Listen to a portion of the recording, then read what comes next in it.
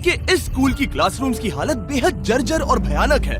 यहाँ इलेक्ट्रिसिटी या पानी नहीं है और यहाँ के 3000 बच्चे और स्टाफ हर रोज सिर्फ एक ही बाथरूम इस्तेमाल करते हैं। और इससे भी बुरी बात यह है कि भले ही स्कूल का मिशन छोटी बच्चियों को डोमेस्टिक अब्यूज से बचाकर उन्हें एक सुरक्षित जगह प्रदान करना है, फिर भी भीड़ और जोखिम भरी परिस्थितियों की वजह से कई बच्चे यहाँ पर एडमिशन नहीं ले पाते हैं। तो इस वीडियो में हम स्कूल की हालत सुधार कर उसे बनाएंगे ऐसे से ऐसे और ऐसे से ऐसे, ताकि इन बच्चों को जिंदगी में एक बेहतर मौका मिल सके।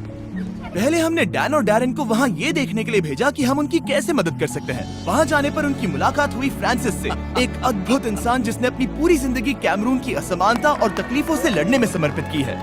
ये फाउंडर हैं CDVTA के, एक ऑर्गेनाइजेशन जो कुएं बनाने में, सोलर पावर सेट इंस्टॉल करने में और पूरे कैमरून में एजुकेशन डेवलपमेंट में मदद करते हैं। जब पहली बार हम इस स्कूल में आए थे तब हमने देखा कि यहाँ के बच्चों के लिए यहाँ पर साफ सुथरे वातावरण की काफी कमी थी। कुछ तो खुद काम करते थे, उन्हें बोलने की भी आजादी नहीं थी, वो खुद के लिए बोल नहीं सकते थे। इन परिस्थितियों की कोई गरिमा नहीं थी। ऐसी परिस्थितियों में बच्चे भरोसा नहीं कर पाते कि भविष्य उज्जवल है।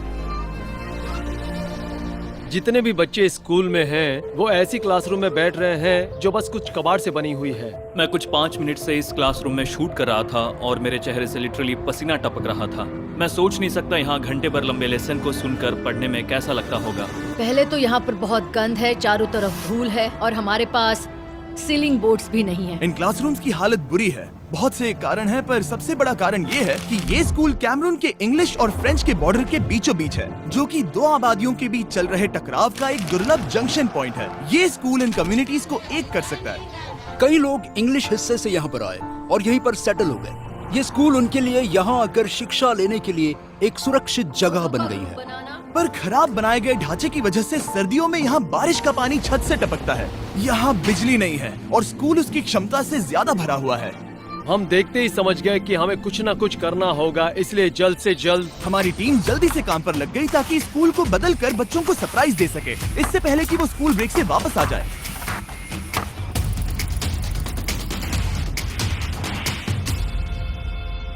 वो छुट्टियों से वापस आने से पहले डैरेन और डैन उनकी नई क्लासरूम्स देखने के लिए चले गए।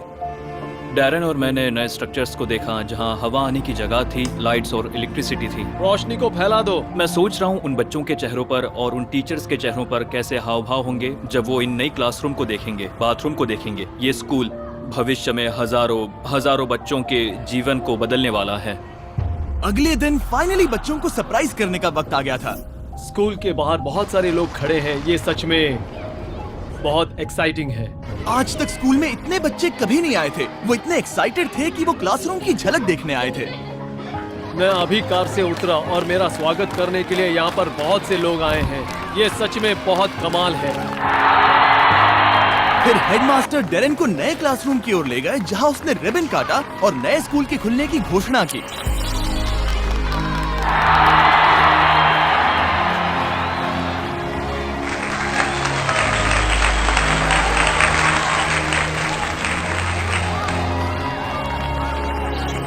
जब वातावरण सुंदर होता है तो शिक्षा भी सकारात्मक होती है। सिर्फ खुशी ही उन्हें मानसिक रूप से प्रेरित करती है और अच्छे से पढ़ने के लिए।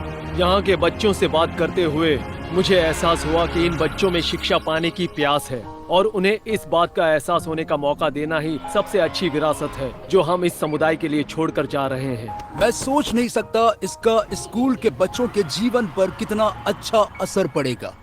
थैंक यू और थैंक यू वेरी मच। सच में मैं आपको दिखाता हूँ कि इस कम्युनिटी ने डैरेन को कौन सा अनएक्सपेक्टेड सरप्राइज दिया, लेकिन पहले वीडियो के अमेजिंग स्पॉन्सर्स के बारे में बता दूं।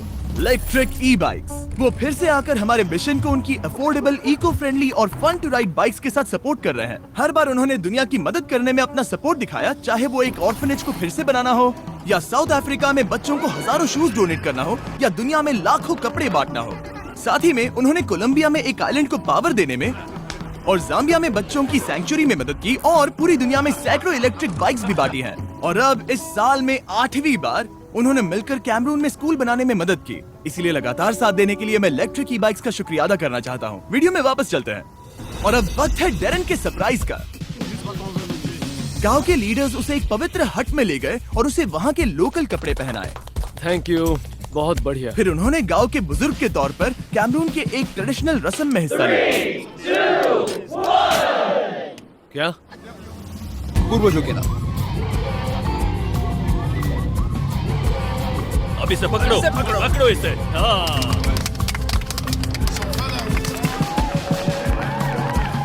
मुझे अभी अभी गांव के मुखिया के तौर पर नवाजा गया। अब जब डैरेन फाइनली चीफ बन चुके हैं, वक्त आ गया था कैमरून के बच्चों को अलविदा कहने का। हम वापस आने का इंतजार नहीं कर पा रहे।